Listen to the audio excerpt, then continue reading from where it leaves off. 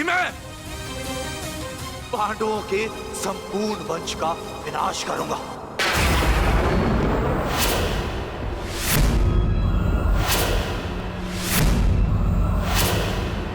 मैं द्रोण पुत्र अश्वत्थामा ये कामना करता कि मेरा ये ब्रह्मास्त्र गिरे उत्तरा के गर्भ पर, जहां पांडवों के वंश का अंतिम बीज पल रहा है। अश्वत्थामा!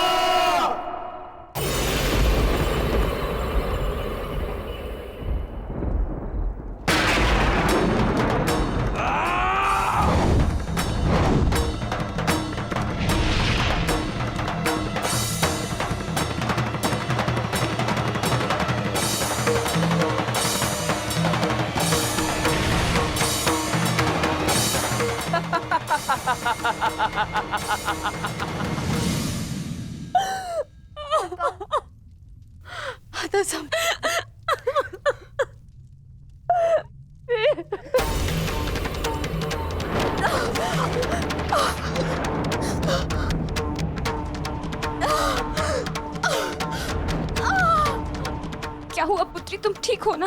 पता नहीं, ऐसा लग रहा है जैसे किसी ने मेरी घर पर प्रहार कर दिया।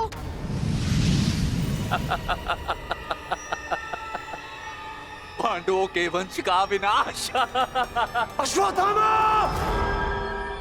ठहरो पांडवों, आज तुमने एक ब्राह्मण होने का धर्म त्याग दिया है। अश्वत्थामा, अपने इस दुष्कर्म के कारण आज तुम ब्राह्मण नहीं रहे, अपितु एक राक्षस बन गए हो।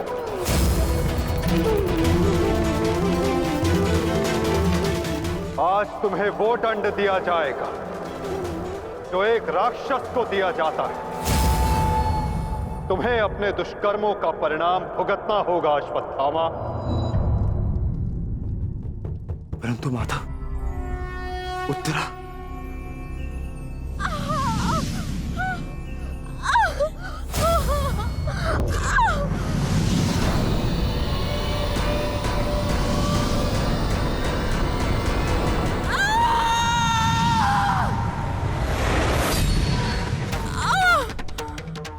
ब्रह्मास्त्र उत्तरा के गर्भ में प्रवेश कर चुका है पार्थ।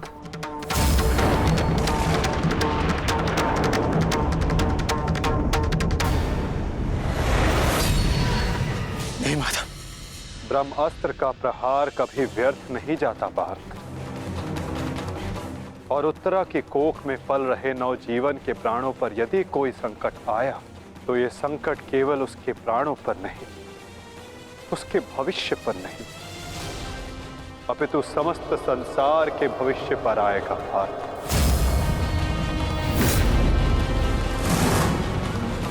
ये इस युग का अंत कहलाएगा पार्थ, अपितु इस नवजीवन की सुरक्षा करना आवश्यक है।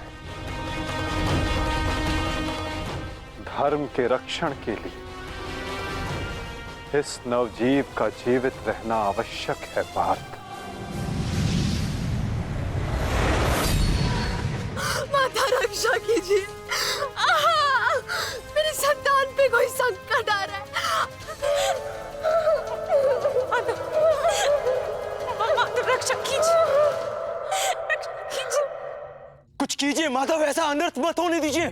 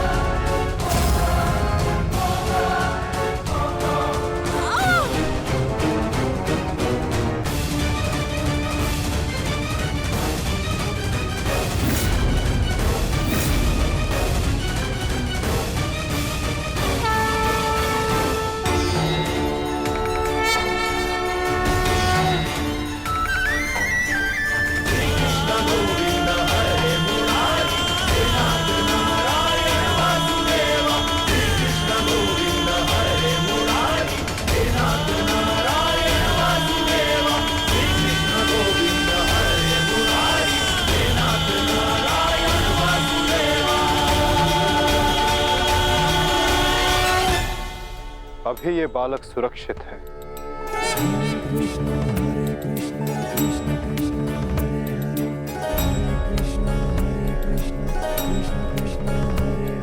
किंतु ब्रह्मास्त्र रूपी काल अभी भी इस पर घात लगाए बैठा है।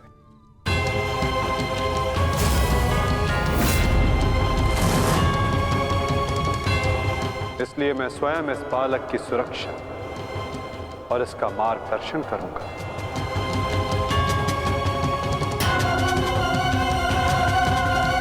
परंतु इस अद्भुत बालक की परीक्षा की घड़ी तो अब प्रारंभ हुई है।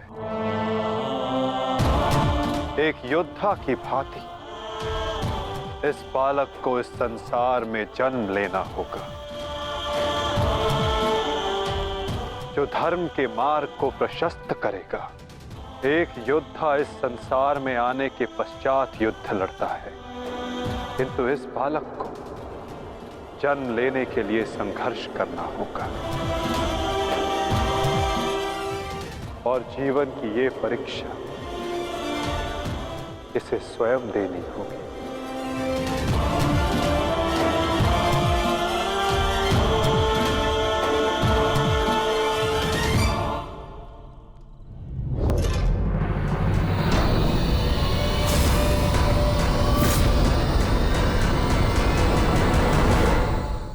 कर दिया अश्वत्थामा, अब मैं तुम्हें जीवित नहीं छोड़ूंगा। सच्चा हो जा मरने के लिए। अश्वत्थामा!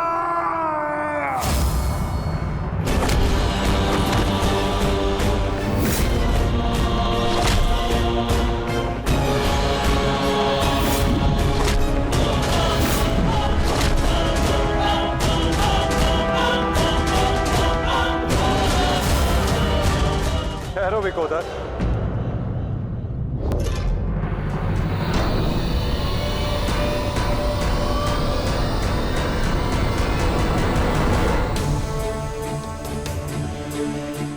अश्वत्थामा तुम्हारा गुरुपुत्र है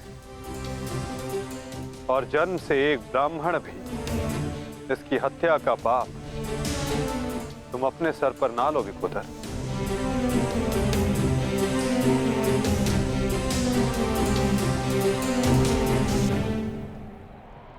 किंतु माता, इसने जो किया है वो क्षमा के योग्य नहीं।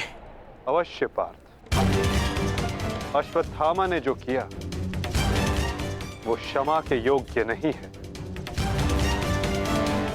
अश्वत्थामा को दंड अवश्य मिलेगा,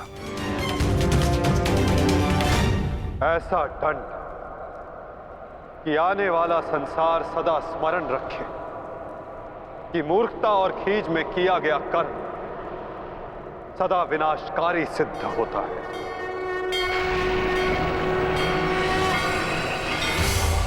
पार्थ, अश्वत्थामा के मस्तक की मणि निकाल।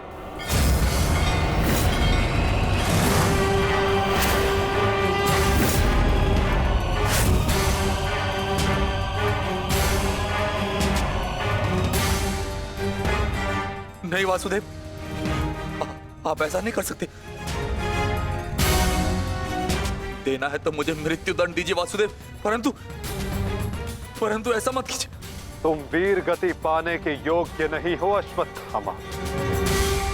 तुमने जो किया है उसका दंड तुम आजीवन भुगतोगे।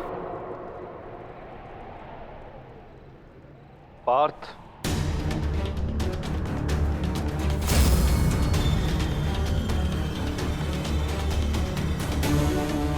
रुक जाओ अर्जुन। अर्जुन, मैंने कहा मेरे पास मत आओ, रुक जाओ। धर्मा एव हतो हन्ति, धर्मो रक्षति रक्षितः।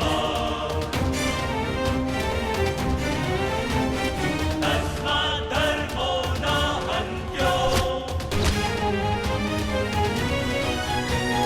मानो धर्मो हतो वधि।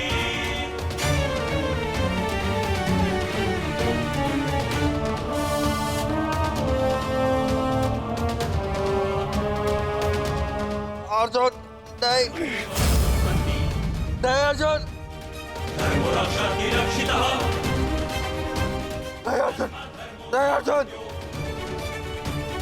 मानधर्मो हतो वधि अर्जुन नहीं नहीं अर्जुन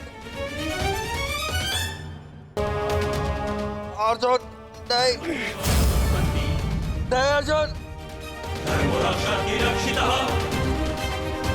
नहीं अर्जुन नहीं अर्जुन मानधर्मो हतो वधि अर्जुन नहीं वासुदेव क्षमा कर दीजिए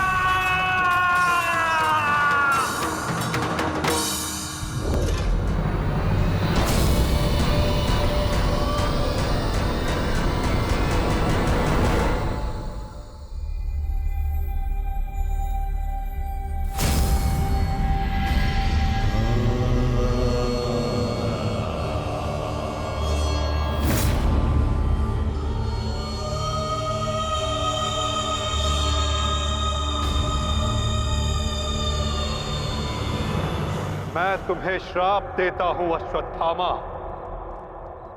तुम्हारे ये घाव कभी नहीं भरेंगे। तुम चिरकाल तक आजीवन ऐसे सड़ते रहोगे।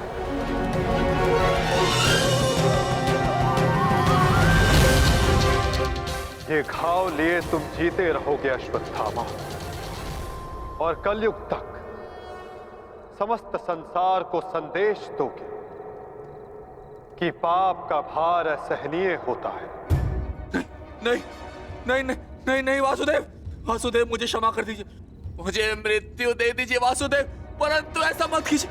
नहीं गुरुपुत्र, अब से तुम्हारा जीवन ही तुम्हारा दंड है।